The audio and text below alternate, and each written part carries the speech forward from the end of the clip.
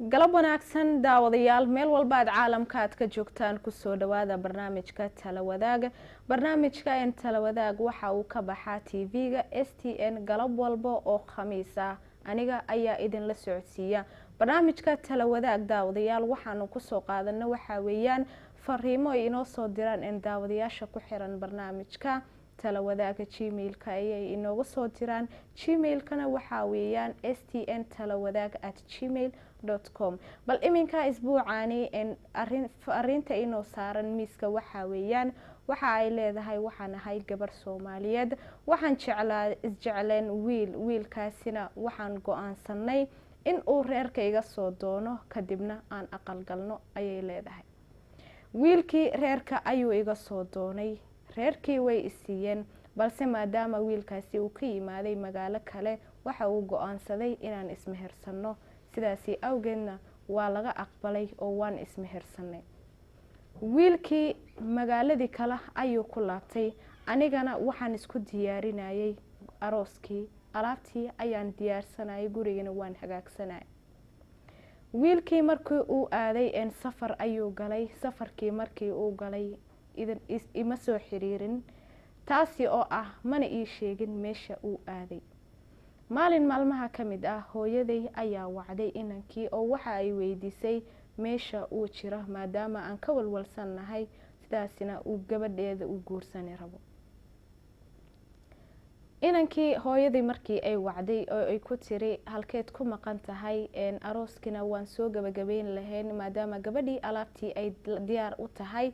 inaad imaado weeyaan oo waxa uu yiri qaylada faraha badan iga dhaaf sodah ayaa tahay sodahnimada ku ekaaw ayuu yiri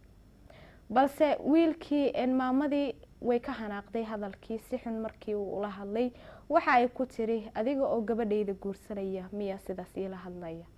hadda oo aad gabadhayda aad guri la galin hadii aad sidaas ila hadlayso berito hadii aad guri la gashid gabadhayda si wanaagsan ilama dhaqmi doontid ayadana ma ixtiraami doontid oo sidaasi awgeedna gabadhayda faraha ka qaad anigana gees iga mar ayaan ku iri ayay leedahay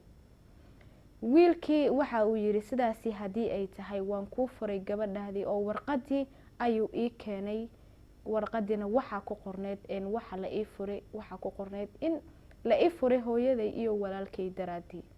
taasi waxa ay leedahay waxay ugu noqotay arin aan ka xumaado maadaama waxa ay leedahay ninkani waa nin aan anigu aan jecel yahay balse hooyaday waxay ugu tiri ninkaasi ama asaga ugo ama aniga ugo igo balse waxay leedahay aniga waxay noqotay hooyo waa laga marmaan in aan ugo oo in hooyaday ayay leedahay ninkii maalin maalmaha ka mid waxa uu igu yiri waan imaanayaa Nairobi ayaan imaanayaa waan kulmaynaa aan ku kulmana meel lagu qaxweysto meeshii ayuu igu balami ayaan tagay hal saac ayaan sugayay halkii saac oo aan sugayay oo cidna ay ii soo soconin ayaa waxa dhacday ninkii inuu igu yiri waan soo daahay iga raali noqo furaha guriga isii waan soo labisanaa kadibna waan ku imaana gabadhii waxa ay leedahay isla meeshii ayaan ku sugayay furihii meeshii uu yaalay ayaan u sheegay furihii ayuu qaatay wuu soo labistay anigana waxaan sugayay leedahay bad arinkii la yaabka lahaa ee ugu dhacay waxa weeyaan ninkii inuu alaabtii guriga uu iga qaadanayo anigana uu meel kale igu maaweelinayo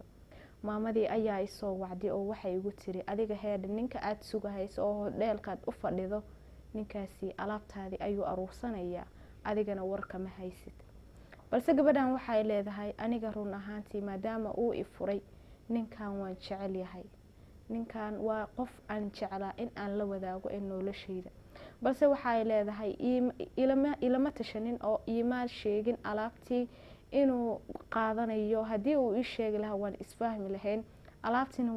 way iga qaatay balse hooyadani waxay leedahay ama aniga iigo ama ninka ugo hadaba maxaan sameeyaa ila taliya ayay leedahay hadaba daawade adi ahaan maxaad kula talin lahayd gabadhani Soomaaliyeed maadaama ay tahay dhibana jaceelkeedina ay weysay maxaad kula talin lahayd waxaad kula talin kartaa dhanka iyo fariimaha gagaaban ee dhanka Facebook-ga STN Somali TV halkaasi ayaad nagala qayb qaadan kartaa barnaamijka barnaamijka waxa uu si toos ah ugu bixi doonaa TV-ga galabta Khamiista saacadu markii ay ku beegan tahay 5 galabnimo ilaa iyo 6 galabnimo haduu eeba idmo. barnaamijkana waxa idin la socodsiinaysaa anigoo ah Sumaye Nuur Lucog. balse aan daawaday hadii aad jeceshahay in aan kula taliyo ama daawadayaasha ku xiran barnaamijka Talo Wadaag in ay kula taliyaan, waxaan ka codsan lahaa in aad fariintaadu aad ku soo dirtid gmailka stntalowadag@gmail.com ama dhanka kalena waxaad igala soo xiriiri kartaa facebookgayga Sumaye Nuur Lucog. halkaasina fariin waad igu reebi kartaa adigoo mahadsan.